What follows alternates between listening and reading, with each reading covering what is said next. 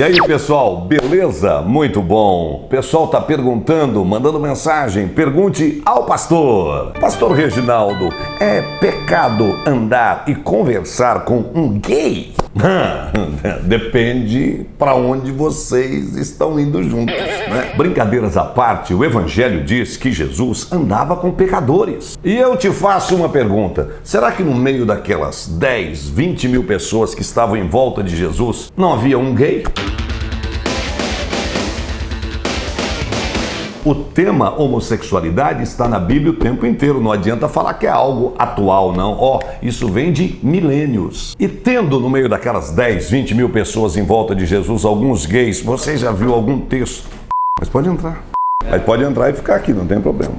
E você já leu algum texto na Bíblia em que Jesus vai lá e fala: ô gay, sai daqui, não é para você assistir aqui a minha pregação, não. Eu tenho certeza que Jesus não faria uma coisa dessas. Então eu te pergunto, você é crente? Jesus diz em Mateus 5,14, vós sois a luz do mundo. Então se você tem um amigo gay no trabalho, na faculdade ou coisa assim, seja luz para ele. Vós sois a luz do mundo. O crente deve falar de Jesus para os gays, para os héteros, para os corruptos, para os ladrões, para os normais, para os certinhos, para os religiosos. Você é luz do mundo. E também fale de Jesus para os preconceituosos, fale de Jesus para os religiosos, para os corruptos, para os santinhos do pau oco e até, como Jesus dizia, para os sepulcros caiados. Então, se eu entendi bem sua pergunta e você disse se você pode ser amigo de um gay, conversar com um gay, andar com um gay, não há nenhum problema. Seja luz para ele e para todos os outros que ainda não têm Cristo, para que você seja usado, usada na salvação dessa pessoa. Amém?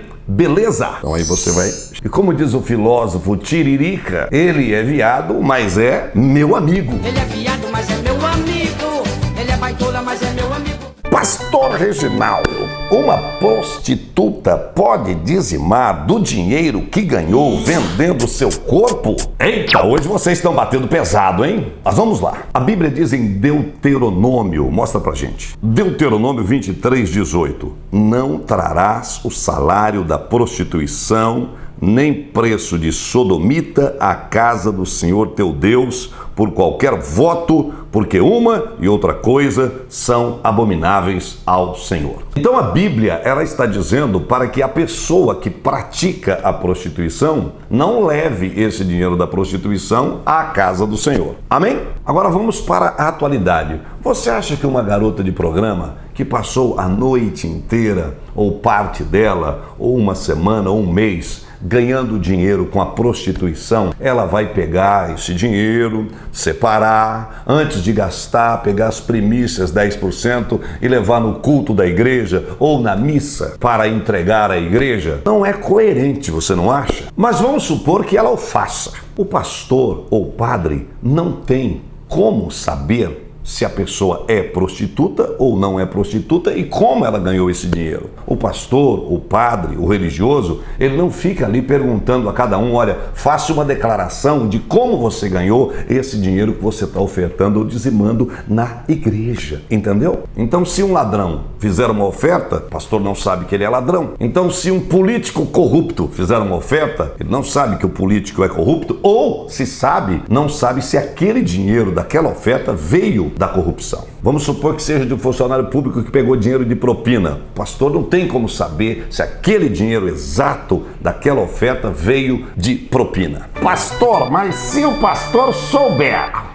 Ah, muito bem, boa colocação. Aí o pastor deve fazer o quê? Ele deve falar de Jesus para essa pessoa. Deus coloca a prostituta na igreja, coloca o corrupto, coloca aquele que recebe propina, coloca às vezes o ladrão, coloca o adúltero, coloca o pecador, coloca as pessoas problemáticas dentro da igreja, justamente para que nós, pastores, possamos pregar o evangelho e essa pessoa ter a vida transformada. Então, se o pastor souber que essa pessoa está numa prática terrível como essa, ele deve falar com essa pessoa, orientar a pessoa e pregar o evangelho para a pessoa, porque o evangelho tem poder de transformá-la e, em transformando-a, ela deixará de ser prostituta, o político deixará de ser corrupto e o funcionário público que recebe propina passará a ter a sua vida transformada. Enfim, quando a gente recebe Jesus, a gente muda de vida.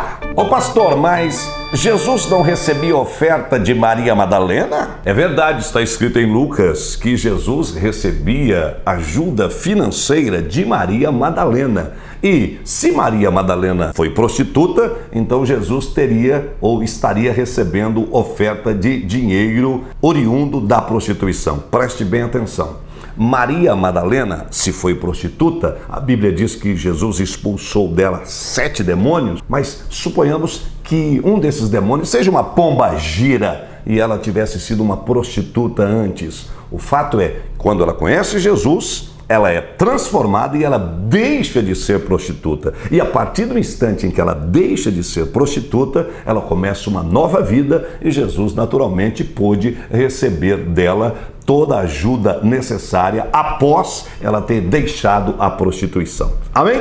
Pergunta número 3. Pastor Reginaldo Nunes, casamento entre primos é pecado? Não.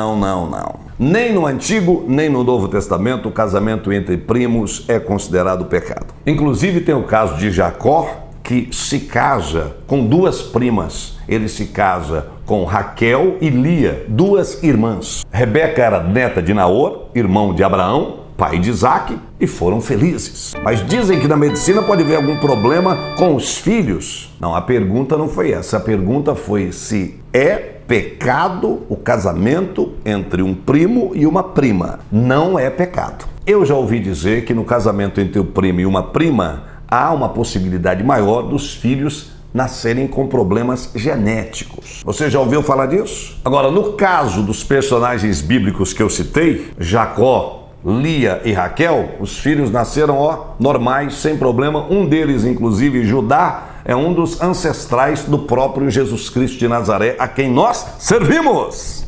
No caso de Rebeca e Isaac, nasceram Esaú e Jacó e também não houve problemas. Então vamos lá. Pecado não é. Agora, o meu conselho é que se você estiver apaixonado pela sua prima, ou você está apaixonada pelo seu primo, e vocês começaram um envolvimento emocional e agora pretendem se casar, devem, como qualquer casal, ir até um médico, dizer que vocês são primos de 1º grau, de 2º grau, e o médico então vai dar o diagnóstico médico para vocês, ok? Pessoalmente, tenho não apenas um caso, mas alguns casos de primos que se casaram e correu tudo bem, vivem felizes e os filhos são normais. Beleza? Muito bem, o pastor Reginaldo Nunes vai se despedindo aqui, mas eu gostaria de pedir antes a você, por favor, ajuda aí, curte o nosso vídeo aí, dá um like aí, por favor, viu? Inscreva-se no nosso canal, toda semana tem 1 ou 2 vídeos para você, e se você tem alguma pergunta a fazer, também pode escrever a pergunta aí embaixo nos comentários e eu vou estar colocando esses temas nos nossos próximos vídeos, combinado? Um abraço grande para você, Deus te abençoe e até sempre!